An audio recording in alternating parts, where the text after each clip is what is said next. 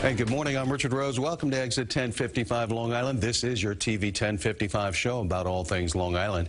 In a few moments, how first responders will now be honored at the World Trade Center site.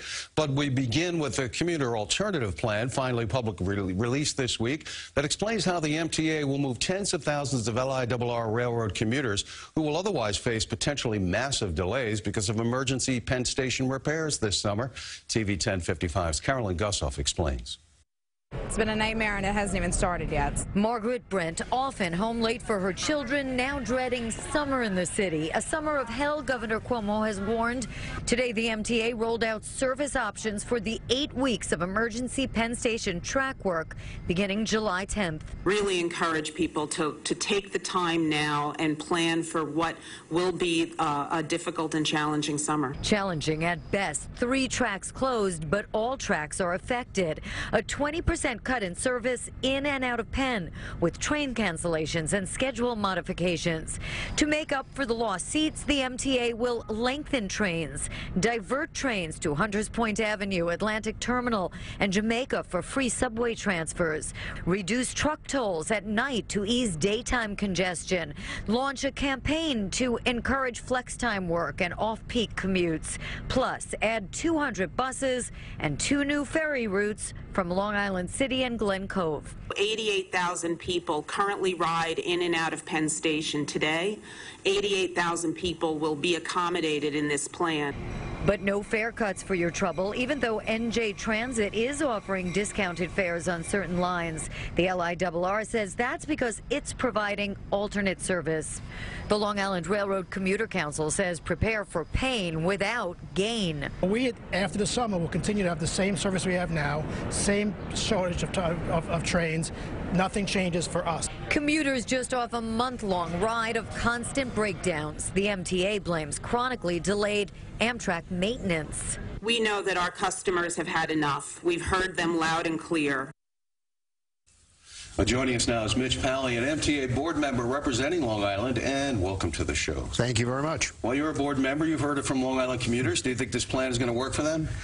It will work. How well it will work is, I guess, the question that's going to be determined by each and every commuter themselves, depending upon the options they take as to how to get to and from Manhattan. Because these are options, right? Yes. Nobody's going to be forced to do any of this. No, I mean, we will still run the same number of seats into and out of Penn Station. Some trains will be at different times, some trains will be delayed, some trains will be expanded, so people still have the opportunity to take the train if they want to. If they don't, we will be running HOV lane buses and ferries, and also allowing them, if they want to transfer to the subway free of charge in Queens and in Brooklyn to allow them to complete their trip. What will that do to the subway commute, though? Well, that's already pretty crowded. We're going to be expanding, obviously, the subway system, but the issue at the moment is we don't know what choices people are going to make, and that's the hardest thing to assume.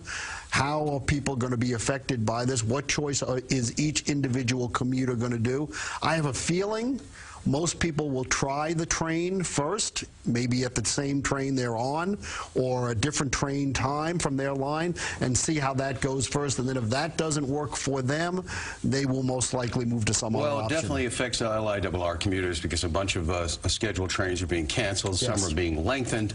So you're definitely taking your risk if you go that way. We don't exactly know how that will work out. Right, that's the correct. big unanswered question. But now getting on these buses, how would that be better? You know, a lot of people say a bus.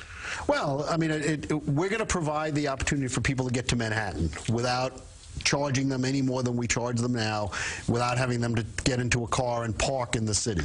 So for those people for whom an HOV-approved bus will be helpful, where it's starting from and where it's going, that is an option for them. For those people for whom a ferry, if you live close to the shores and you think a ferry would be better for you, that will be an option for you. We're trying to give people as many opportunities as possible. Well, let's talk about the ferry. You already had some groups come out just this past week saying they're going to sue to try to get a court injunction to block the ferry, saying that the channel needs to be dredged. The governor has very strong powers under the state constitution about emergencies, about what the governor can do. Obviously, he has directed MTA to put this ferry service into effect.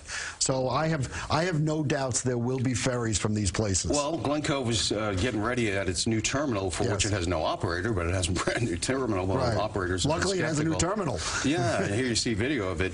You know, it's brand spanking new, but nobody wants to run it. They're not sure they can turn a dime. Mayor's saying, yeah, maybe this will be a dry run for private operators to see if ferry service will run. There's going to be 3 ferries scheduled departures and 3 arrivals back in the evening. The departures in the morning rush hour. 2 different ferries going. Figuring 300 to 400 people can get across each time. That's 1,000 one way, 1,000 back. Is there enough parking over there for that? Well, the mayor has indicated there are 400 spots. I'll be very surprised if we have more than that number of people using the ferry. But I think the ferry is an option. As I said, we are in a system at the moment, a time where we do not know what people's decision-making process is going to be. And that's going to be an individual decision because we're not forcing anybody to do anything. Everybody has the same number of options. And that's what's really going to matter here, because you get the critics of the ferry that are trying to block it, saying, hey, we could get 5,000 people showing up. I would be very surprised. Okay, well, so you don't think they have any ability to block that because of the emergency powers of the governor. That's likely to take effect when July 10th rolls around. What about the roads, though? Aren't they going to be more crowded from a lot of people? Well, I just can't deal with all this change. I have no doubt that some people will move to their individual automobile. Obviously, depending on how many do, will have an effect on the traffic conditions. As we all know now, traffic conditions are bad to begin with. Forget what may or may not happen. So I would be surprised if a lot of people decided that their individual automobile is going to be their mode of transportation into and out of the city. But I have no doubt that some people may do that. And for that, you know, we're removing the construction at the various tunnels and bridges going into the city that we operate. Because that slows things down. Because that slows things down at the moment, yes. What about a refund? New Jersey Transit riders are getting it. How come not the LIRR? I mean, I strongly support a refund. I think we owe it to our customers. The problem is we're not New Jersey Transit. New Jersey Transit took some lines and said to their customers, we're not taking you to the city. We are not doing that. We did not say to the Ronkonkoma line, you're not going to the city. Everybody's going to the city, just maybe at different times than they're normally used to, but I still think that issue is still to be discussed. Well, you live on Long Island. You hear from commuters all the time. Yes. What do you think of this plan personally? Is it the best that could have been done, or do you I think it's the best that could have been done in a very difficult situation. Now, how will it work? How efficient is it going to be? Is going to depend on a variety of factors. You know, if for some reason one of our trains hits a car on the track that was there in it, you know, because somebody did something, that's going to disrupt a whole new system. We don't have much of a margin for error based on this plan. And there's, you know, this really doesn't address the issues that the Long Island Railroad has with signal problems. This is just so Penn Station can do their work with Amtrak, right? Well, it is one part of Penn Station. Whatever happens in Penn Station affects everybody because of the operating agreement. So while it may not be the area in which we operate, it does affect our trains because we have to share the limited number of tracks. The problem with Penn Station is, number one, it was not built for these many people and these many trains. Yeah, we're finding that out. And number two, it has not been adequately maintained by Amtrak over the years. So how does a commuter decide the best way to move forward, and where do they find that information? Well, they'll find that information on the MTA website. There will be seat drops on every train, giving them information for the changes on their line, specific line. There will be a whole social media and communication campaign over the next couple of weeks. All right, well, Mitch Pally, Long Island MTA board member, taking on the tough questions on behalf of commuters, and thanks for filling us in on all this. Not a problem. We'll see how it goes. All aboard, right? We hope so. We'll see.